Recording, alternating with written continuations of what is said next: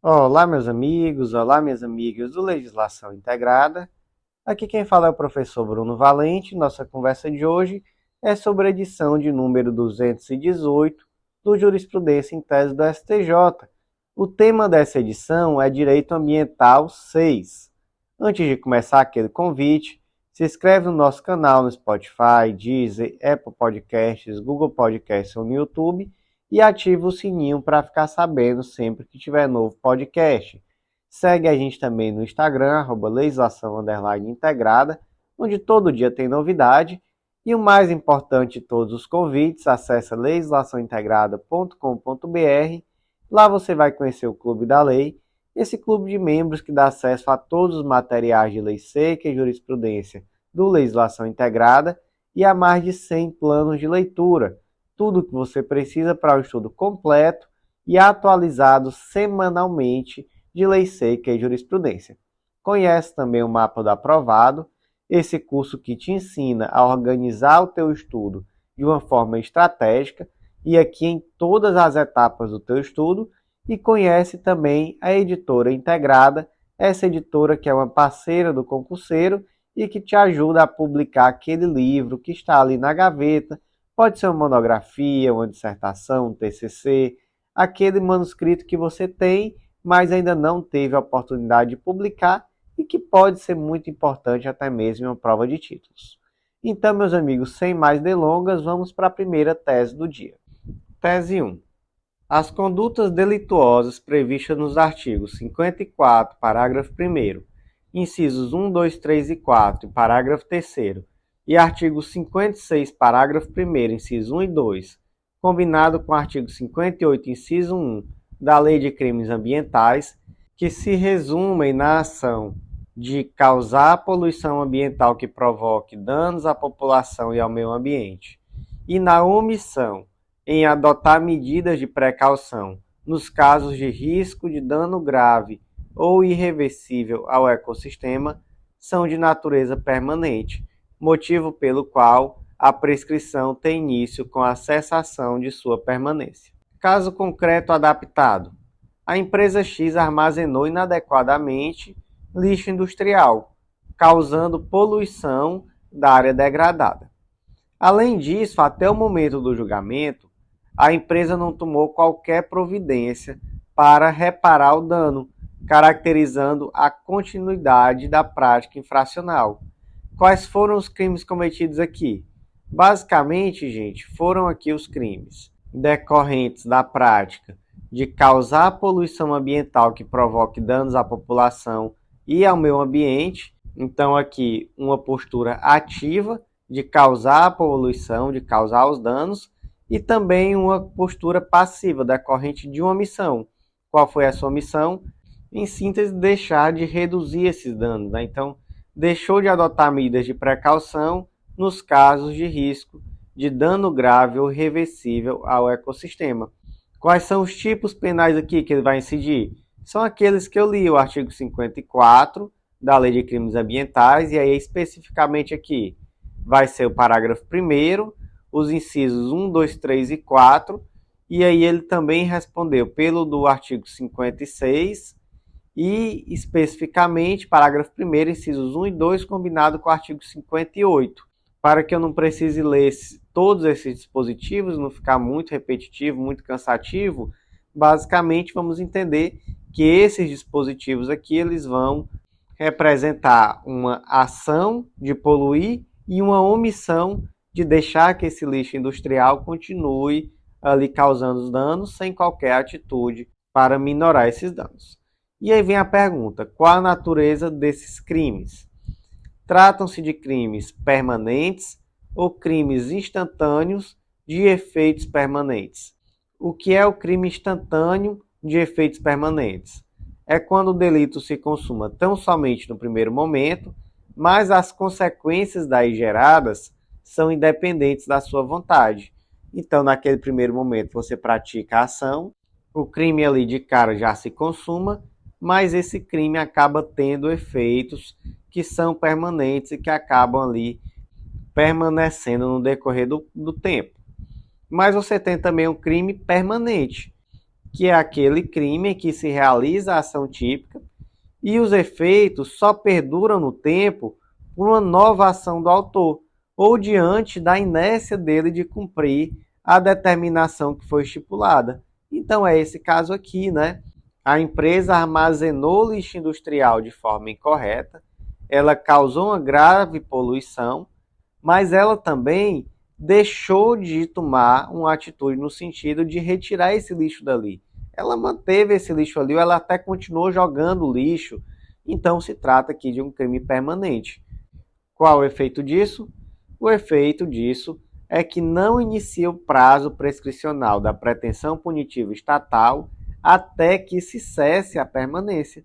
Então, todos os dias aquele crime está novamente sendo cometido. Então, nunca vai começar a correr o prazo prescricional da pretensão punitiva. Basicamente, é isso. Então, o que a tese 1 disse?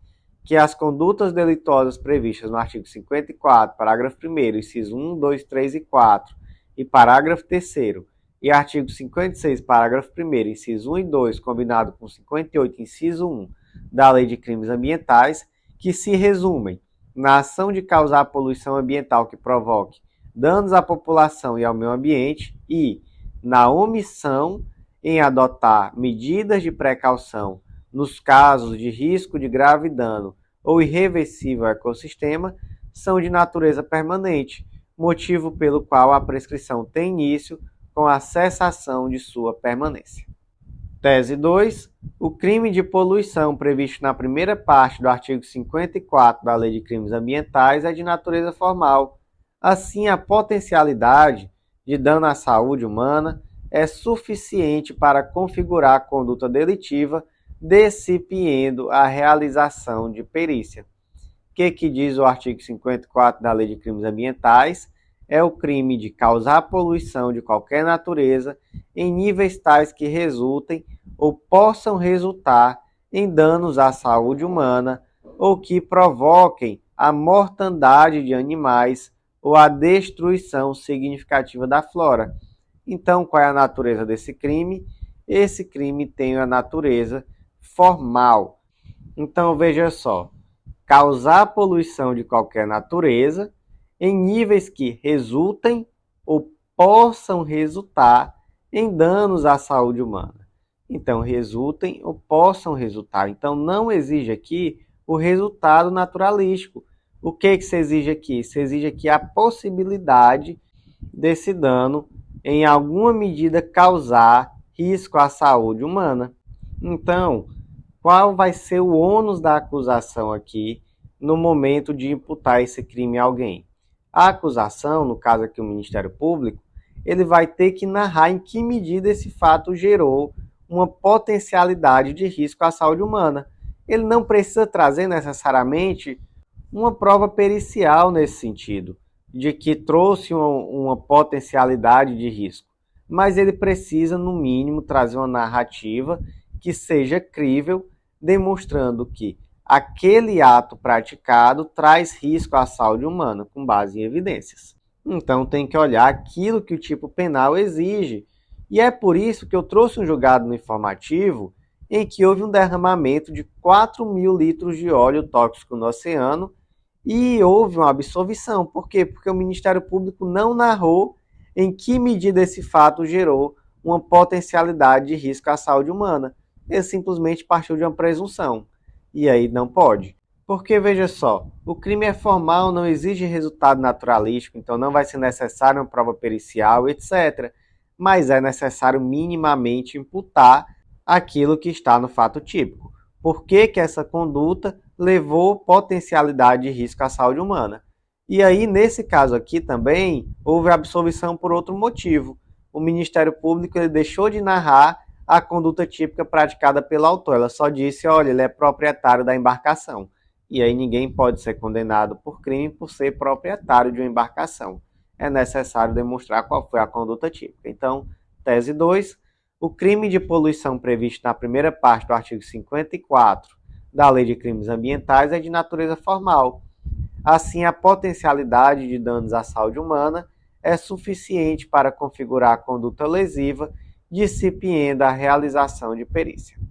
Tese 3. O crime do artigo 67 da Lei de Crimes Ambientais é de natureza formal, consuma-se com a simples emissão de ato administrativo, dispensada a perícia, para a comprovação da materialidade delitiva. Qual é o crime do artigo 67 da Lei de Crimes Ambientais? Conceder ao servidor público licença, autorização ou permissão em desacordo com as normas ambientais para as atividades, obras ou serviços cuja realização depende de ato autorizativo do poder público. Então, veja só, vamos analisar aqui o tipo penal.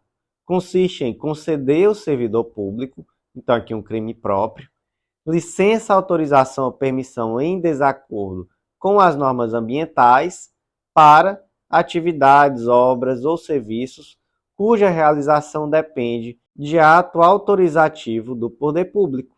Então, veja só, o agente público ele concedeu uma autorização em desacordo com a norma ambiental para uma atividade que dependia de autorização do poder público. E aí, ele cometeu crime? Sim, é um crime formal. Esse crime ele não exige um resultado naturalístico. Por exemplo, não se exige que se demonstre que houve um dano ambiental de fato decorrente dessa licença que foi emitida de forma indevida. Não é necessário. Então, até por isso, também não é necessária uma prova pericial, porque, gente, não existe a necessidade de resultado naturalístico.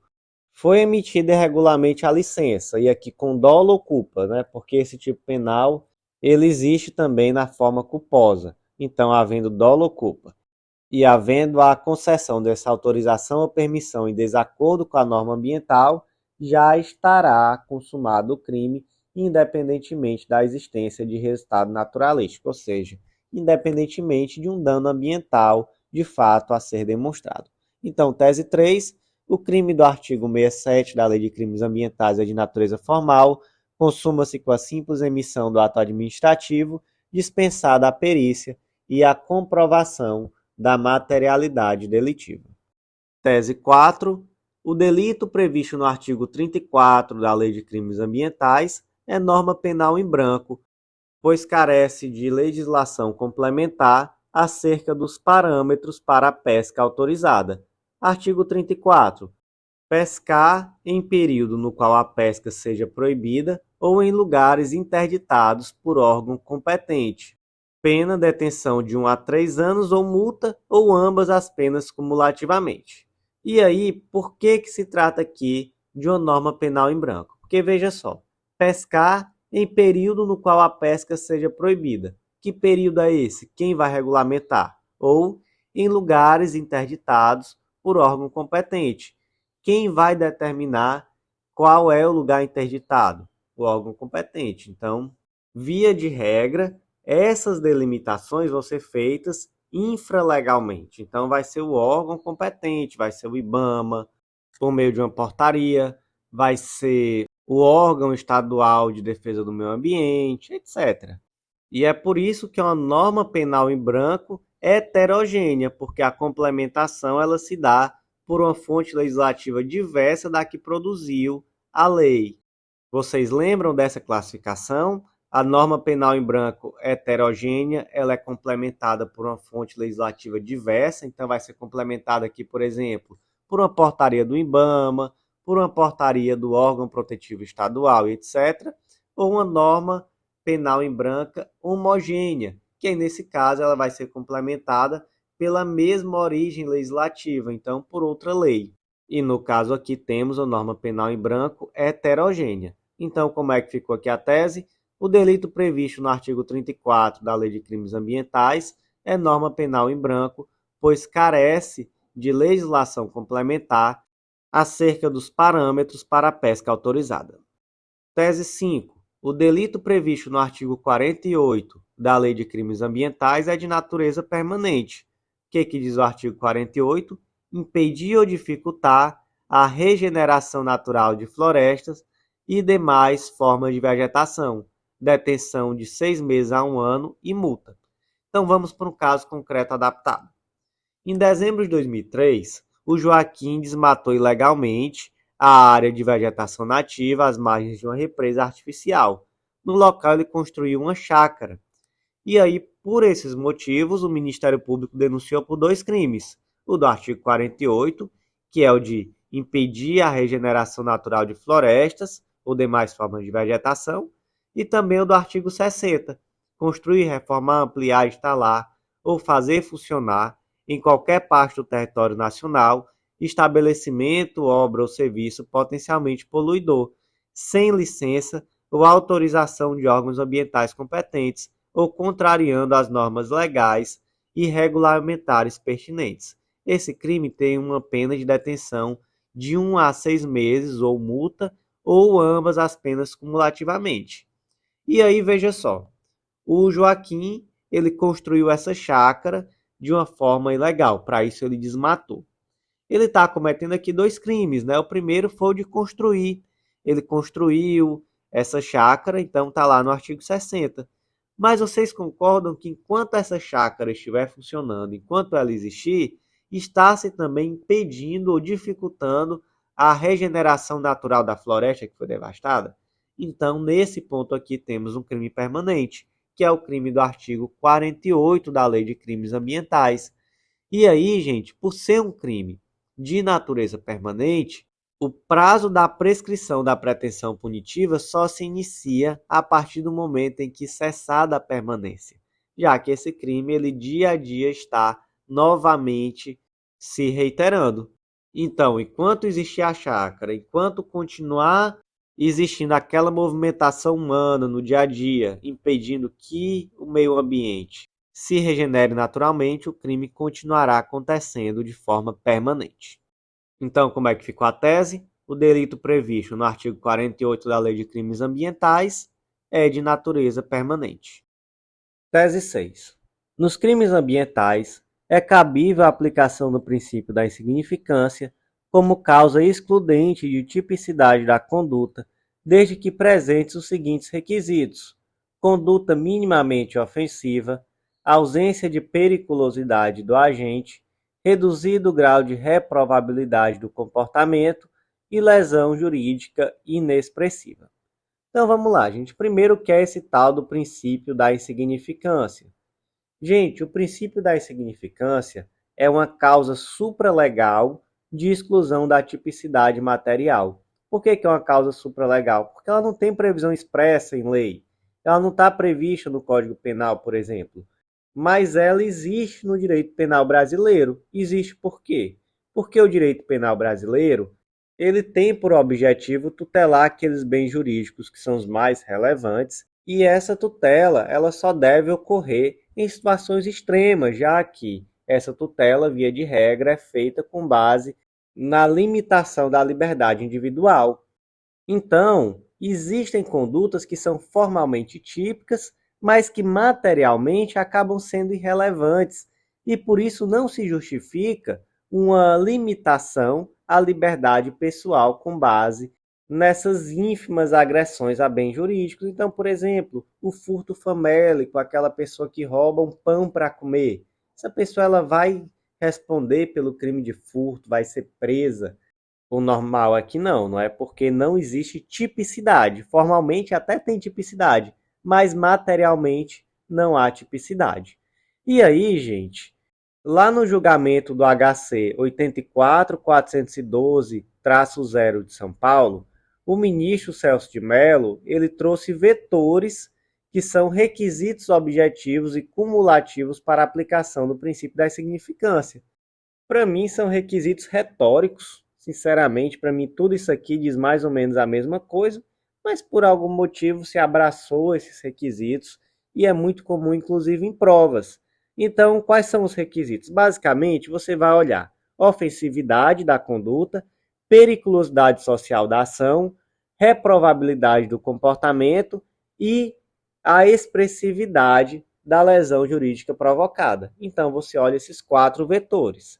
Para que seja insignificante, é necessário que a ofensividade da conduta seja mínima, que não haja nenhuma periculosidade social na ação, que a reprovabilidade do comportamento seja reduzida e que seja inexpressiva a lesão jurídica provocada. Então, mínima ofensividade da conduta, nenhuma periculosidade social da ação, reduzido grau de reprovabilidade do comportamento e inexpressividade da lesão jurídica provocada.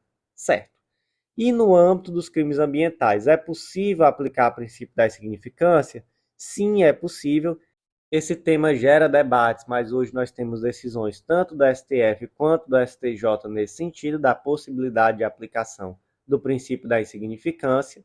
E aqui nessa tese, o STJ trouxe quais são os requisitos. E, gente, na prática, são os mesmos requisitos lá do HC 84.412-0 de São Paulo.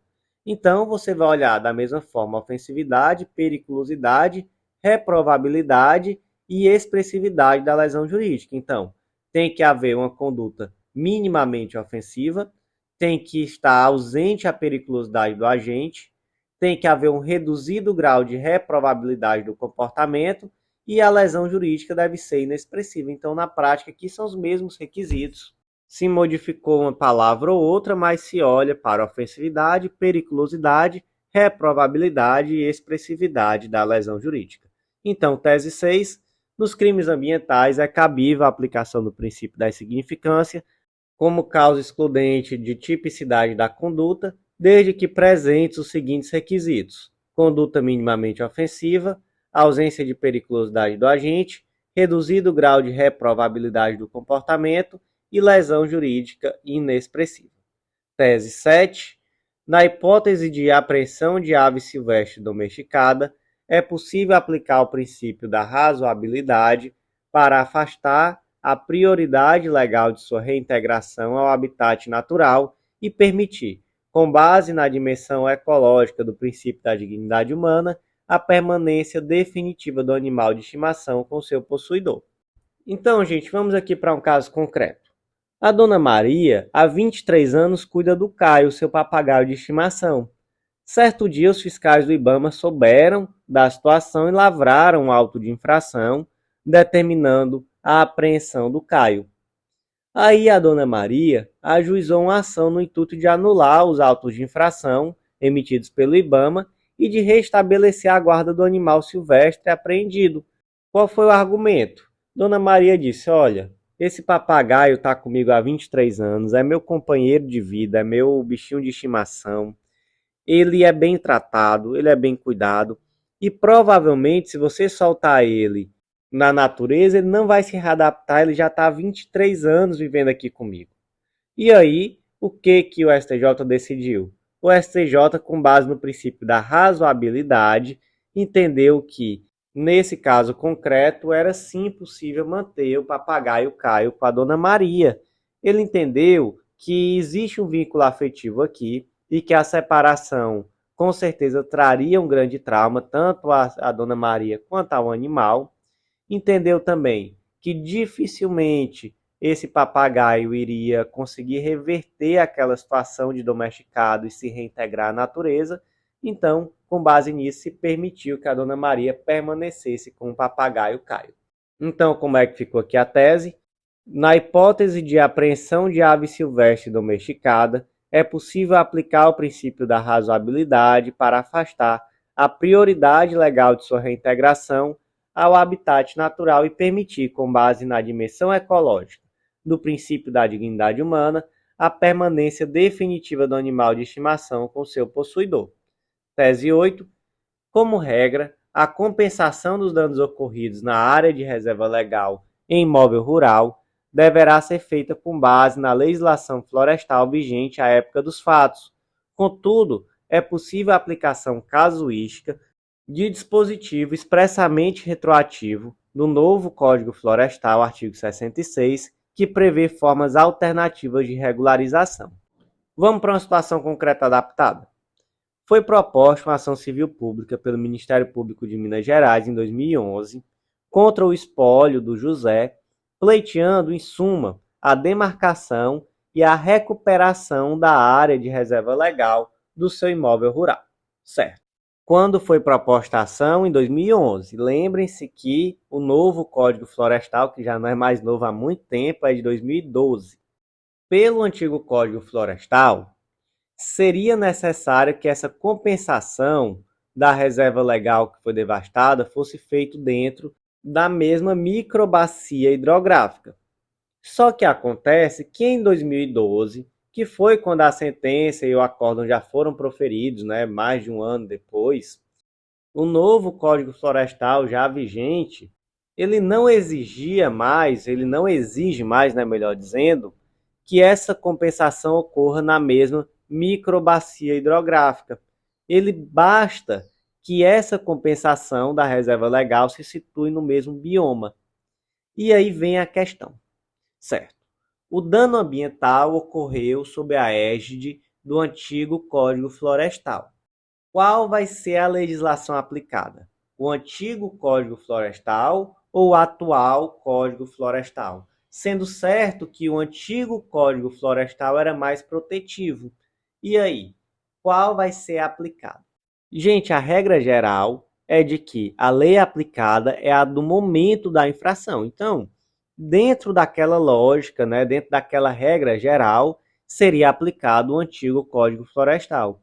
Mas nesse caso concreto específico, o STJ permite a aplicação retroativa do novo Código Florestal ou do atual Código Florestal. Então, nesse caso concreto específico, o STJ entendeu que é sim possível que essa reparação seja feita dentro do mesmo bioma, não necessariamente na mesma microbacia hidrográfica. Portanto, nesse caso concreto específico, é possível sim aplicar o atual Código Florestal, mesmo que os fatos sejam anteriores, e é possível se utilizar as formas alternativas de regularização que estão no novo Código Florestal. Tese 8, então, como é que ficou? Como regra, a compensação de danos ocorridos na área de reserva legal em imóvel rural deverá ser feita com base na legislação florestal vigente à época dos fatos. Contudo, é possível a aplicação casuística de dispositivo expressamente retroativo do novo Código Florestal, artigo 66, que prevê formas alternativas de regularização. Tese 9. O erro na concessão de licença ambiental não configura fato de terceiro capaz de interromper o nexo causal na reparação por danos ao meio ambiente. Aplica-se aqui a teoria do risco integral. Gente, vamos ver aqui o que nos conta o artigo 14, parágrafo único da Lei da Política Nacional do Meio Ambiente, a Lei 6938 de 81. Sem obstar a aplicação das penalidades previstas neste artigo, é o poluidor obrigado, independentemente da existência de culpa, a indenizar ou reparar os danos causados ao meio ambiente e a terceiros afetados por sua atividade. O Ministério Público da União e dos Estados terá legitimidade para propor a ação civil e criminal por danos causados ao meio ambiente. Então, o que se percebe? Se percebe que, em se tratando de dano ambiental, não é necessária a existência de culpa. Existe aqui uma responsabilização objetiva e, além disso, não é possível, por exemplo, alegar um caso fortuito, uma força maior. Nada disso vai apagar a responsabilidade pelo dano ambiental. E aí, como é que o indivíduo se afasta do dever de indenizar? É quando ele, de fato, consegue quebrar o liame entre a situação, né, entre o dano causado e a sua própria ação. Então, por exemplo, ele demonstra que esse dano causado foi por uma culpa exclusiva de terceiro. Foi um terceiro que não tem nada a ver com ele que acabou ocasionando esse dano ambiental e não ele. E aí ele se livra da responsabilidade. Então surgiu uma tese defensiva no sentido de que a partir do momento em que se concede a licença ambiental, se deu ali um atestado de que estava tudo certo. Então, essa licença ambiental seria suficiente para afastar a responsabilidade, porque seria ali um fato de terceiro, a administração, que conferiu indevidamente que seja essa licença ambiental, mas que o indivíduo ele estava ali de boa fé, ele praticou aquele ato, ele estava ali desenvolvendo aquela atividade com base em uma licença que lhe foi dada. Essa tese tem aplicabilidade? Não, não tem, até porque aqui se está diante de uma teoria do risco integral. Então, veja só, tese 9, o erro na concessão de licença ambiental não configura fato de terceiro capaz de interromper o nexo causal na reparação dos danos ao meio ambiente. Trata-se aqui de uma aplicação da teoria do risco integral. Tese 10. A autoridade administrativa deve oportunizar ao proprietário do veículo locado o direito de defesa para que comprove a boa-fé antes de decidir sobre a destinação do bem apreendido pela prática de infração ambiental. Gente, vamos ver o que diz o artigo 25 e o artigo 72, inciso 4 da Lei de Crimes Ambientais. Artigo 25. Verificada a infração, serão apreendidos seus produtos e instrumentos, lavrando-se os respectivos autos. Artigo 72. As infrações administrativas serão punidas com as seguintes sanções, observado o disposto no artigo 6º, inciso 4, a apreensão dos animais, produtos e subprodutos da fauna e flora, instrumentos, petrechos, equipamentos ou veículos de qualquer natureza utilizados na infração. Então vamos lá. Imagina a situação de um veículo alugado. Esse veículo ele é alugado e utilizado como instrumento para a prática de crime ambiental. É possível a apreensão desse veículo alugado? Sim, é possível a apreensão e perda desse veículo, mesmo que ele seja alugado. E o STJ entende que não há uma injusta restrição ao proprietário que não deu causa, ao menos diretamente, à infração ambiental, porque ao alugar esse veículo, o locador assume o risco decorrente da exploração da atividade econômica por ele exercido. Professor, que absurdo! Gente, vendo assim, pode parecer absurdo, mas é porque na prática eu já vi muitos relatos no sentido de que se utilizava essa locação como instrumento de defesa.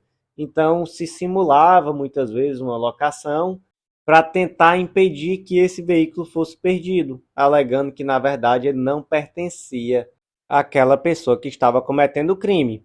Mas, gente, veja só, é necessário garantir o direito de defesa. Então, é possível a apreensão do veículo? É, mas é necessário permitir ao proprietário do veículo que ele comprove a boa-fé, para só depois decidir sobre a destinação do bem apreendido pela prática de infração ambiental. E esse proprietário, ele vai ter o direito de defesa e ele vai ter o ônus de demonstrar a boa-fé e o ônus de demonstrar essa boa-fé no sentido de que ele não tinha condições de prever que a utilização desse bem seria para um ilícito ambiental. Então, só nessa circunstância que ele não vai ter o bem dele apreendido. Então, como é que ficou aqui a tese? A autoridade administrativa deve oportunizar ao proprietário do veículo locado o direito de defesa para que comprove a sua boa-fé antes de decidir sobre a destinação do bem apreendido pela prática de infração ambiental. Tese 11. O dano ambiental existe de forma difusa, coletiva e individual homogênea. Este, na verdade, trata-se do dano ambiental particular ou dano por intermédio do meio ambiente, ou dano ricochete. Então, veja só, em um primeiro momento se categoriza aqui os danos ambientais como os danos difusos, coletivos ou individuais homogêneos. E aí o coletivo é aquele dano que afeta um grupo indeterminado de pessoas, muitas vezes de forma dispersa, sem uma conexão direta, uma fonte única, ação específica. O dano coletivo é aquele que afeta um grupo específico de pessoas ou entidades com interesses semelhantes, mas que não podem ser individualizados. Esses danos costumam ser relacionados com a mesma origem ou fonte e afetam a comunidade ou um segmento da população. E, por último, os danos individuais homogêneos, que esses daí se referem a diversos indivíduos que sofrem danos semelhantes em decorrência de uma mesma origem, causa ou circunstância. Embora afete essas pessoas individualmente, os danos são comparáveis e podem ser tratados coletivamente porque eles impactaram de forma similar a um grupo de pessoas. Então esse é o tal do dano individual homogêneo. E é nesse dano individual homogêneo que a tese 11 se centra e diz que, na verdade, esse dano individual homogêneo ele é o dano particular ou dano por intermédio do meio ambiente, ou também o tal do dano ricochete. Por quê? Porque aqui nesse caso, você tem um dano que a figura central é a pessoa. Então, esse dano, ele, na verdade, é um dano por intermédio do meio ambiente. O foco aqui não é o meio ambiente, o foco é o dano que a pessoa sofreu. Então, veja só, é o dano ricochete. Por quê? Imagina, um determinado navio solta óleo na costa de um rio, os peixes têm contato com esse óleo, se contaminam, as pessoas comem e ficam doentes. Determinadas pessoas comeram esses peixes e ficaram doentes. Essas pessoas, elas sofreram danos individuais. Por quê? Porque o dano ambiental foi cometido e esse dano ambiental ricocheteou na esfera particular de determinadas pessoas. Então, por isso que é o dano por intermédio do meio ambiente, ou dano ricochete, ou dano ambiental particular, porque a figura aqui está na pessoa e não no meio ambiente. O dano ao meio ambiente foi simplesmente um meio, foi o primeiro passo e esse dano ricocheteou na esfera individual das pessoas. Então, o que diz a tese 11? O dano ambiental existe na forma difusa, coletiva e individual homogênea. E este, na verdade, trata-se do dano ambiental particular, ou dano por intermédio do meio ambiente, ou dano por ricochete. Então, aqui algumas nomenclaturas muito interessantes para que guardemos na memória: dano ambiental particular, dano por intermédio do meio ambiente ou dano por ricochete. Meus amigos, por hoje foi isso. Eu agradeço a vocês que ouviram até o final. Faça aquele convite de sempre, acesse legislaçãointegrada.com.br, vem conhecer o Clube da Lei, esse clube de membros que dá acesso a todos os planos de legislação e jurisprudência do Legislação Integrada e a mais de 100 planos de leitura, um material completíssimo, semanalmente atualizado, com tudo que você precisa em termos de lei seca e jurisprudência para um estudo super completo. Não deixa também de conhecer o Mapa do Aprovado, esse curso que vai te ensinar a definir as suas estratégias de estudo de acordo com as suas necessidades, e também a Editora Integrada, essa editora que vai te auxiliar nesse momento de publicar aquele livro que você já tem ali na gaveta, aquela tese, aquela monografia, TCC, que vai ser tão importante para você, inclusive em uma prova de títulos. Então, meus amigos, por hoje foi isso. Eu agradeço a vocês. Não deixe de se inscrever no canal, compartilhar com os amigos e até a próxima.